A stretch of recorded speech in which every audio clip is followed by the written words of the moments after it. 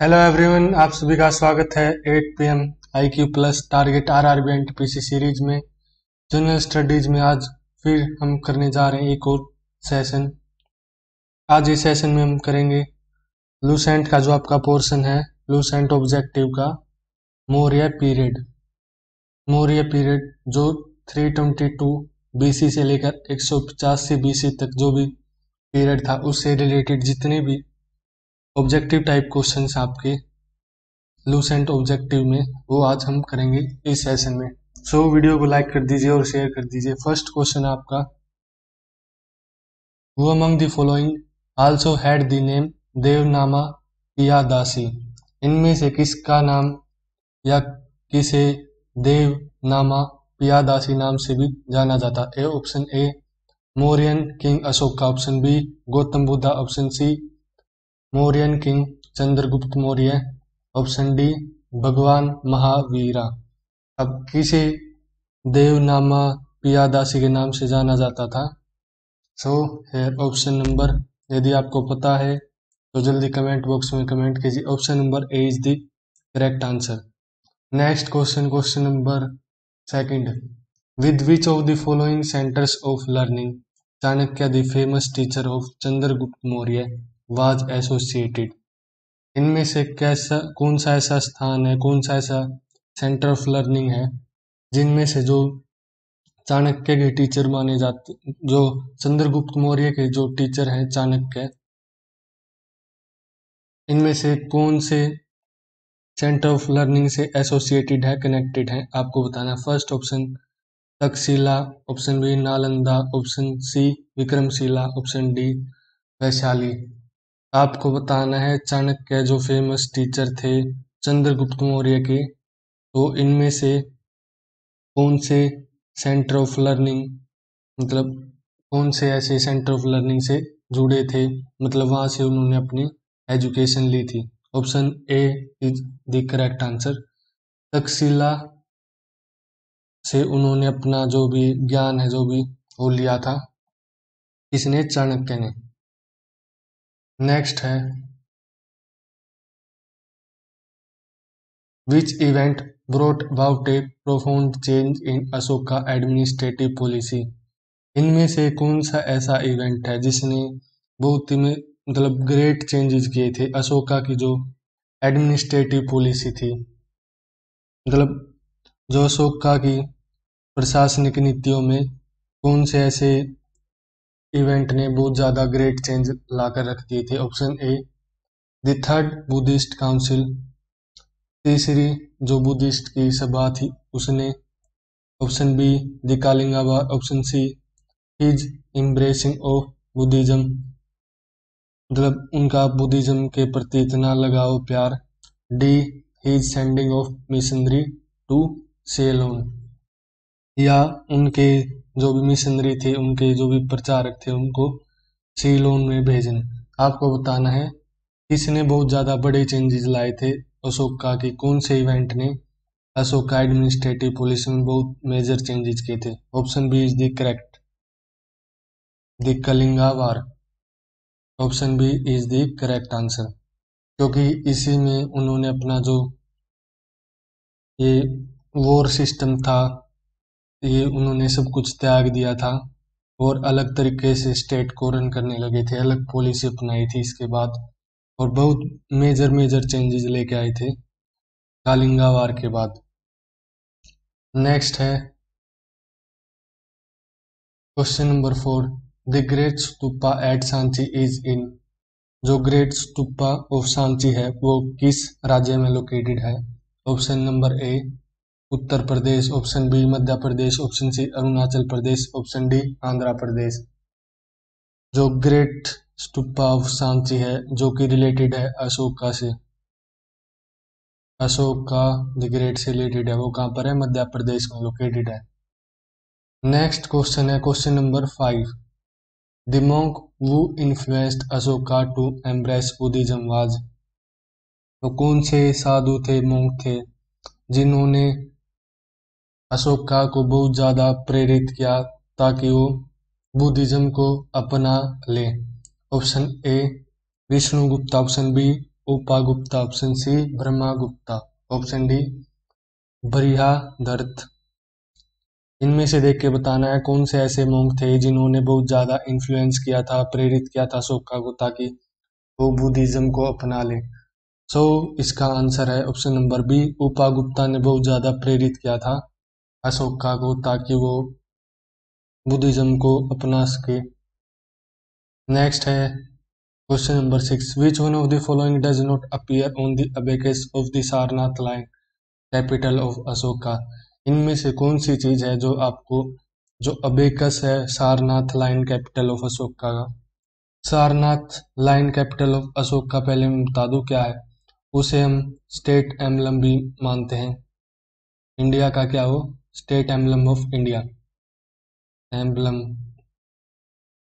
कुछ ऐसा दिखता है, चार मतलब शेर बने हुए हैं हर एक डायरेक्शन में, east west north south facing line है, और नीचे आपका अबेकस है जहाँ पर एक व्हील है, कुछ एनिमल्स बने हुए हैं, फिर ये कुछ ऐसा दिखता है। मतलब आपको कई बार देखा भी होगा। तो आपको बताना अबेकस में इनमें से कौन सी चीज आपको, कौन सा एनिमल नजर नहीं आता। Option A bull, option B deer, option C elephant, option D horse. इन ऑप्शंस में देख के बताना है कौन सा एनिमल अबेकस में प्रेजेंट नहीं है या अपीयर नहीं होता है। So option number B deer, deer was not appear in Ashok का सारनाथ कैपिटल लाइन, जो भी है, जो भी एम्बलम है आपका स्टेट एम्बलम ऑफ इंडिया, उसमें नजर नहीं आएगा अबेकस में। या डियर, डियर नहीं नजर आएगा। बुल आपको दिखेगा, भैंसा, एलिफेंट हाथी, और हॉर्स भी आपको दिखेगा अबेकस में। नेक्स्ट क्वेश्चन नंबर 7, वो among the following historical personalities of India is known as Vishnugupta. इनमें से कौन सी ऐसी ऐतिहासिक व्यक्तित्व है जिनको हम, भारत की ऐसी ऐतिहासिक पर्सनैलिटी या व्यक्तित्व जिसे हम विष्णुगुप्ता के नाम से भी जानते हैं। Option A Bilhana, option B Kalidas, option C Patanjali, option D Chanakya. So इसका तो बिल्कुल आसान सा आंसर है Chanakya, option D. Option D is the correct answer. Chanakya को हम विष्णुगुप्ता के नाम से भी जानते हैं। नेक्स्ट है question number 8, Megasthenes was an envoy of which of the following king. Megasthenes क्या था, एक इनवॉय था, दूत था, और वो किस राजा का था दूत। Option A Seleucus, option B Alexander, option C Darius, option D Antiochus, Antiochus. आपको बताना है मेगास्थनीज जो दूत आया था इसके टाइम में, चंद्रगुप्त मौर्य के टाइम में, वो किस किंग का दूत था। So here option number A is the correct, Seleucus. Seleucus जो किंग था उसका दूत था मेगास्थनीज जो इंडिया में आया था। आगे और भी क्वेश्चन मिलेंगे इससे रिलेटेड। वीडियो को लाइक करते जाइए, शेयर करते जाइए। विच of the following was the oldest dynasty of India. इनमें से कौन सी डायनेस्टी सबसे ज्यादा ओल्डेस्ट है। डायनेस्टी क्या होती है, डायनेस्टी मतलब जिसमें, जिस एम्पायर में सक्सेसर हो, मतलब एक एक किंग से दूसरे उसके मतलब बेटे के पास उसका थ्रोन चला जाए, उसे हम डायनेस्टी बोलते हैं। और आपको बताना है इनमें से दी गई 4 डायनेस्टी में से कौन सी सबसे ज्यादा ओल्डेस्ट है, पुरानी है। Option A Maurya, option B Gupta, option C Kushan, option D Kanva. इनमें से सबसे पुरानी डायनेस्टी है मौर्य डायनेस्टी। इनमें से पूछा गया तो मौर्य है। नेक्स्ट है, नेक्स्ट आपका 10th question, the division of Mauryan society into the 7 classes was particularly mentioned in the। जो डिवीजन है मौर्यन सोसाइटी का 7 क्लासेज में, वो किस में मेंशनड है, कौन सी ऐसी बुक है किस में मेंशनड है।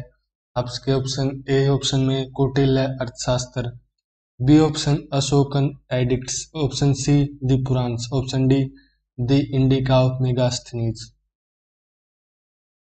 सो ये किस में मेंशन्ड है? जो मयूरन सोसाइटी का डिवीजन है एज ए 7 क्लास, वो आपका जो द इंडिका बुक लिखी गई थी मेगास्थनीज, क्या थे मेगास्थनीज? पिछले क्वेश्चन में मैंने आपको बताया था envoy of ENVOY of Seleucus king. ये दूत थे, ये किसके टाइम में आए थे? चंद्रगुप्त मौर्य के टाइम में। उन्होंने अपनी इंडिका जो बुक है उसमें वर्णन किया हुआ है मौर्यन 7 क्लास, मौर्यन की जो 7 क्लास सोसाइटी है, जो मौर्यन सोसाइटी को 7 क्लासेज का जो डिवीजन है उसमें इंडिका बुक में आपको उसका मेंशन मिलता है, जब दिखाई देता है, जो कि किसके द्वारा लिखी गई थी? मेगास्थनीज में, जब वो इंडिया में आए थे। नेक्स्ट है क्वेश्चन नंबर 11, द कौटिल्य अर्थशास्त्र इज ए बुक ऑन। अब यहाँ पे क्या लिखा हुआ है? कौटिल्य अर्थशास्त्र इज ए बुक ऑन। अब कई जगह ऐसी कंफ्यूजन मिलती है, कई चाणक्य अर्थशास्त्र, कौटिल्य अर्थशास्त्र, तो कई जो ऑथर्स हैं, जो हिस्ट्रियन हैं, वो मानते हैं कौटिल्य और चाणक्य सेम पर्सन थे, और लेकिन कईयों का मानना है कि जो अर्थशास्त्र है वो अकेला चाणक्य द्वारा लिखा गया था, और कई हिस्टोरियंस मानते हैं कि अर्थशास्त्र का जो ऑथर है एक बंदा नहीं है, कईयों द्वारा लिखा गया है। तो इस कौटिल्य में ये बुक किस पर है? द कौटिल्य अर्थशास्त्र बुक इज ऑन किस चीज पर है? First option A economics relation, option B principle and practices of state craft. First है इकोनॉमिक रिलेशंस, जो कि आपके अर्थव्यवस्था के जो भी रिलेशन है उनसे रिलेटेड, या principle and practices of states crafts, जो प्रिंसिपल्स हैं, सिद्धांत हैं, और जो भी प्रैक्टिसेस मतलब पॉलिसीज हैं स्टेट को चलाने में, उससे रिलेटेड। सी है फॉरेन पॉलिसी, मतलब फॉरेन की जितनी भी नीतियां हैं उससे रिलेटेड है। डी ड्यूटीज ऑफ किंग, या जो भी ड्यूटीज बनती हैं किंग की उनसे related. Option B is the correct. ये जो बुक है वो रिलेटेड है principles and practices of state crafts, जो भी प्रिंसिपल्स हैं स्टेट्स के, या जो भी नीतियां हैं जो भी स्टेट को गवर्न करती हैं, या हम बोल सकते हैं जो भी स्टेट में कैसे मिलिट्री स्ट्रेटजी अपनानी है स्टेट को संभालने के लिए, और भी कुछ करना है जो भी आपका रिलेटेड है इकोनॉमी ऑफ स्टेट से रिलेटेड, वो इसमें मेंशन है। लेकिन आपको नाम से देख के लग रहा होगा अर्थशास्त्र मतलब कुछ इकोनॉमी के बारे में होगा, लेकिन ये ब्रॉडली बहुत चीज़ों के बारे में है, जैसे principles and practices of state crafts एक एग्जाम्पल है इसका। नेक्स्ट है question number 12, the valleys of Sindhu Ganga and Jamuna are brought together for the first time. जो वैली है सिंधु गंगा एंड जमुना, पहली बार किसके शासनकाल में एक ही पॉलिटिकल अथॉरिटी बनी थी, मतलब एक ही राजनीतिक, हम कह सकते हैं एक ही राजनीतिक क्षेत्र में ये तीनों आ गई थी। किसके द्वारा लाई गई थी, मतलब इन पर किसका कब्जा था एक व्यक्ति का? A option Chandragupta Maurya, option C, option B Ashoka, option C Chandragupta two, option D Prithviraj Chauhan. तो किसने अपना इतना बड़ा साम्राज्य कर लिया था कि ये तीनों जो वैलीज हैं सिंधु गंगा एंड जमुना ये उसके अंडर में आ गई थी? सो इसका आंसर आपका ए, चंद्रगुप्त मौर्य के टाइम पीरियड में ये Sindhu Ganga and Jamuna one political authority थी, मतलब बन गई थी, उसके अंडर में आ गई थी।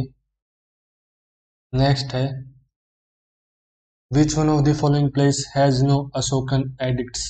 एडिक्ट्स क्या होता है? जो भी इंस्क्रिप्शंस होते हैं जो पिलर्स पर लिखे जाते हैं, पिलर्स पर जो भी इंस्क्रिप्शन, जो भी हम कह सकते हैं वो एडिट्स होते हैं, तो ये एडिट्स किस प्लेस में नहीं दिखते, अशोका के एडिट्स किस प्लेस में नजर नहीं आएंगे?